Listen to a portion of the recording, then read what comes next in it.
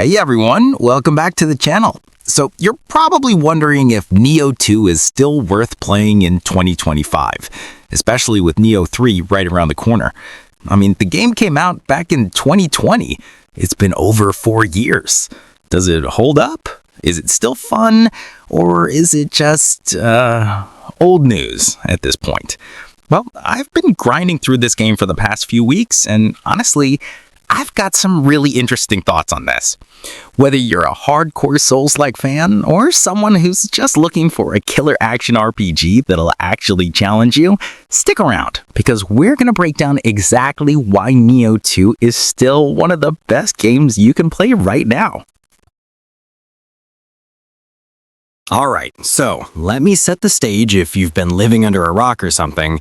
Nioh 2 is an action RPG developed by Team Ninja. And yeah, I know what you're thinking. Isn't this just Dark Souls, but harder? Look, I get it. It's easy to dismiss Nioh 2 as just another Souls-like. But here's the thing, it's so much more than that. Team Ninja took inspiration from Dark Souls, sure, but they blended it with their own DNA from the Ninja Gaiden series, and honestly, it feels more like a cross between Ninja Gaiden and Diablo. The game is set in a supernatural version of Sengoku-era Japan. You play as a half yokai warrior, basically a demon-human hybrid, and you're sent on this wild journey through war-torn Japan to uncover the mystery of your origins while fighting off demonic creatures called yokai. It's honestly a really cool setup, and the story actually develops in some surprising ways as you progress. The game released on PS4 back in 2020, and then Team Ninja put out a complete edition for PS5 and PC in 2021. So, there's been plenty of time for the community to grow and for the game to get refined through updates and 3 DLC expansions. Right now, if you buy the complete edition, you're getting the entire package with all the DLC baked in. Here's where Nioh 2 really separates itself from the competition. The combat is absolutely incredible, and I'm not exaggerating. The foundation is the ki system. Ki is basically your stamina. It fuels everything you do. You attack, you dodge, you block, it all drains ki. But here's where it gets interesting. After every action you perform, you get a brief window to do something called a ki pulse. If you time it right, you recover a huge chunk of your ki back. Master this mechanic and you can chain together these devastating combos that just leave your enemies no room to breathe. And the combo variety? Dude, it's insane. The game has 11 different weapon types. Each one has its own skill tree with unique abilities and moves. You can switch between 3 different stances with each weapon.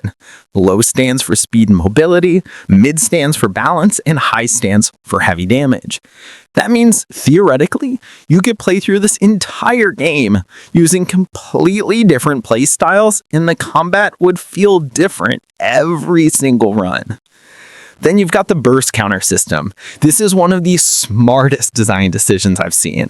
When enemies are doing their combo, you can see these red flash moments. That's when you can land a burst counter. If you time it right, you completely disrupt them and get in tons of free damage. It makes the combat feel way more dynamic than just standing back and waiting for your opening. On top of all of that, there's Onmyo magic and ninjutsu skills. Each one has its own skill trait. So you could build a samurai warrior, a ninja assassin, a magic user, a summoner. Honestly, the possibilities are almost endless. I played through this game multiple times and tried completely different builds, and they all feel fresh. One of the coolest things Nioh 2 adds over the first game is the soul core system. When you defeat yokai enemies, some of them drop these things called soul cores. Once you purify them at a shrine, which is super easy, you can use the yokai abilities stored in them. So let's say you grab a soul core from a boss. You can now use that boss's signature move whenever you want. But, and this is where it gets genius, each soul core also comes with passive stat bonuses, just like regular loot. So you're not just collecting cool abilities, you're also managing your build through these cores. Think about it. You could build an entire character around using specific yokai abilities. You could have a heavy-hitting earth-based character, or a fast lightning-focused character, or something completely unique that you just made up. The depth here is actually staggering. Now, Nioh 2 does something that's gonna feel familiar if you've played Diablo or Path of Exile. It's got this insane loot-based progression system. When you're early game, you get gear drops constantly, and every piece has different stats and different abilities tied to it. That's actually really cool early on, because it feels rewarding, right? You beat a mission, you got loot, things are getting better. But here's where some people might bounce off. At higher difficulty levels, the loot system becomes very RNG heavy. You'll fight the same boss 50 times trying to get that one piece of gear with the exact stats you want. Some people love that grind, some people find it tedious. It really depends on what you're into. The game has these difficulty tiers that you unlock as you progress. You start with main story, then you've got New Game Plus, Way of the Strong, Way of the Demon, and Way of the Nioh. Each one gets progressively harder, but the loot gets better too. So if you're really into optimization and building perfect character, you've got hundreds of hours of content here. Real talk time. Nioh 2 is hard, like genuinely, legitimately difficult. The community rates it as extremely challenging. Bosses hit like trucks, they've got massive health pools, and they absolutely will not give you a break. One mistake, you could be dead in seconds. But, and this is important, there are ways to make it more manageable. There's no difficulty slider, but you can summon AI-controlled versions of other players who've left graves at certain points. You can also enable full POAP mode, where up to 2 other players can jump into your mission. That's huge for the harder content. You can also grind. You can spend time building up your character, optimizing your gear, learning enemy patterns. Some people say that makes it feel less challenging, but honestly, I think that's the whole point. Nioh 2 isn't trying to be brutally unforgiving like some other games. It's saying, here's the challenge, but here are the tools we're giving you to overcome it. Use them however you want. That's actually a really smart philosophy, and I respect it. The game never feels cheap. When you die, it's always because you made a mistake or didn't understand the mechanic yet. Once you learn the patterns and figure out your build, you'll start winning, and man, does that feel good. The story in Nioh 2 is actually pretty solid, and I appreciate that, because you don't always get that in Souls-like games. The game takes place during the Sengoku period, this really turbulent time in Japanese history with constant warfare and political upheaval.